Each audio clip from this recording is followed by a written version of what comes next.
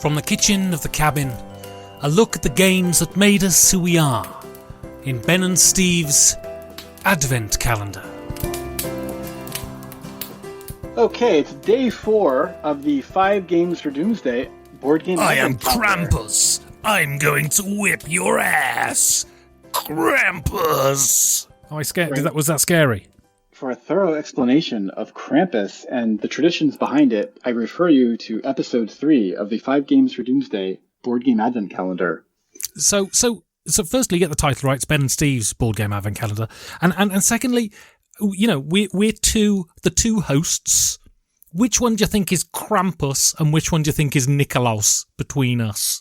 So, which of us actually brings delight to children and makes people happy and creates a kind of festive occasion, and which is sort of like a figure of let's say like discipline and I don't know, like confronting like the harshness of the world and just like punishment. Pure malevolence.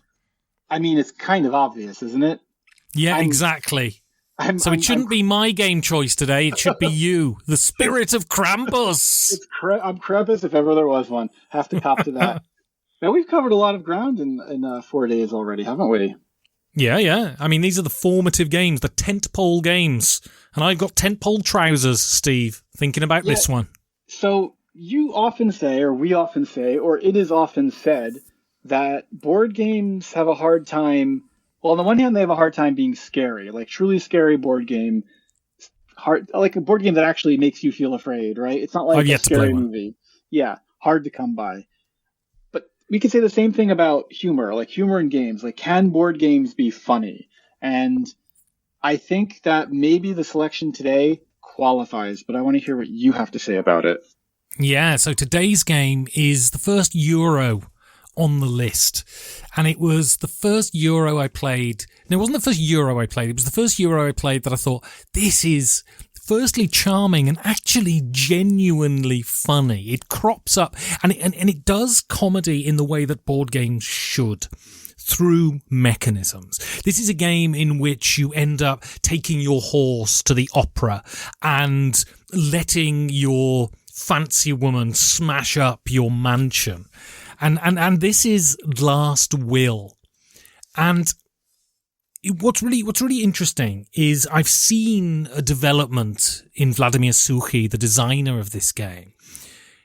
And now he is considered one of the top guys in board games. And this was an early game of his.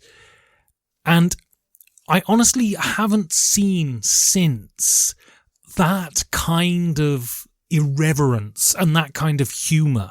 In Vlaada Chvátil, a lot of Vlaada Chvátil's games have a sort of wry sense of humour. And Vladimir Suchy's games tend to be quite serious Euro games, whereas this one, there's reasons I love this game. One, well, I think like Galaxy Trucker, I think has that wry sense of humour.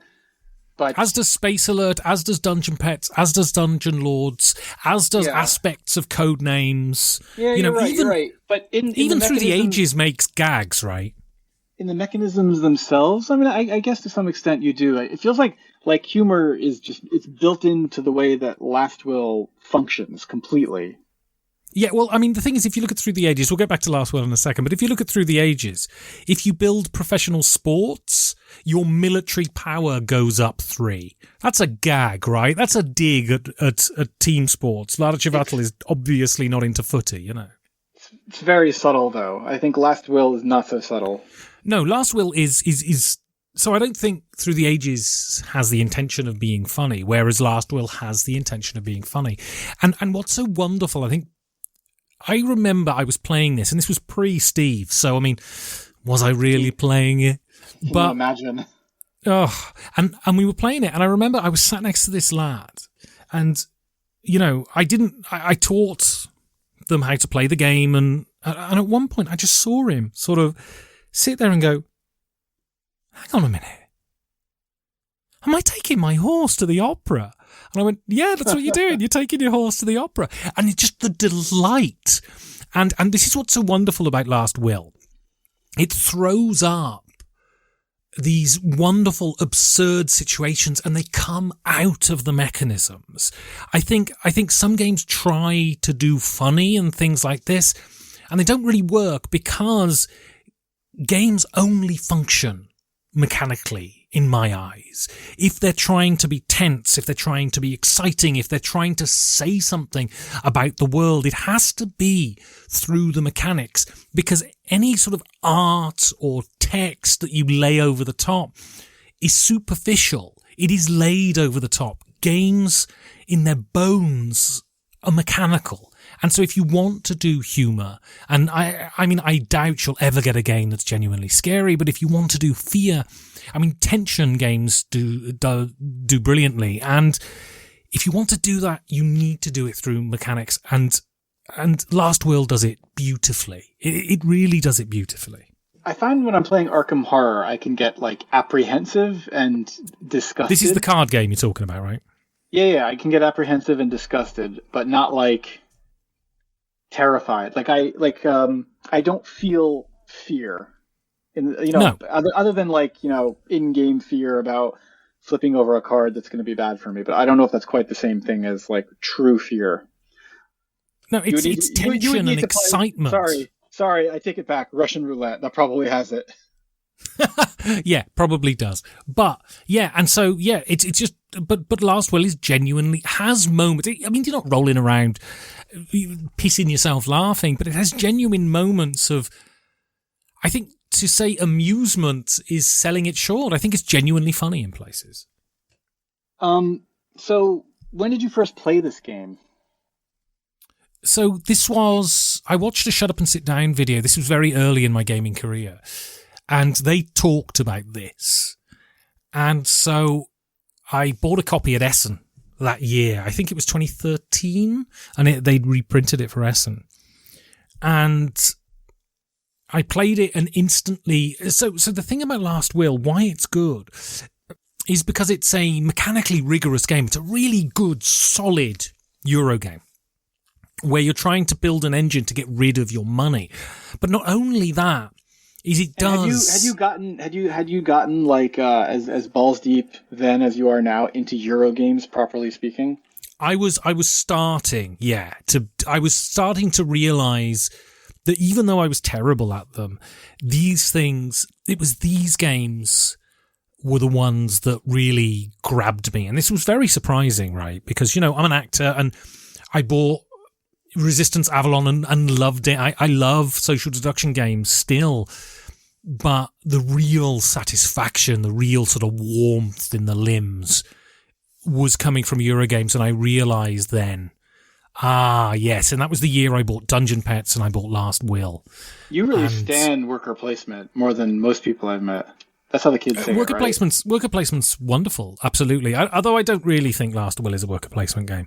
I think it's a tableau building, engine building game more. It just has aspects, but I mean, Dungeon Pet certainly is. And yeah, and there's something about Czech Games Edition too. Their games are so charming, and they're so sort of engaging. And Last Will is wonderful. And I can't help but thinking that it was partly the publisher that encouraged that kind of wit and charm to come out. And so I think Vladimir Suchy is one of the best game designers in the world, and I love his games, and every game Delicious Games publishes I think is great, but he doesn't strike me as particularly charming or particularly funny, so I wouldn't be surprised if Czech Games sort of pushed that angle of the game. Well, maybe he's very funny in Czech. We don't know, but I absolutely. Charming is the perfect word to describe this game, and if you were going to finally write your PhD dissertation on board games as art, there would have to be a chapter on Last Will. Yeah, absolutely. And I would say to anyone listening to this, if you can get hold of a copy and give it a go, it's not only a solid game, it's a right good laugh. Thank you for listening to this show and indulging our overweening nostalgia. If you would like to support the show, you can do that by going to patreon.com/5G4D. And we both wish you a very Merry Christmas.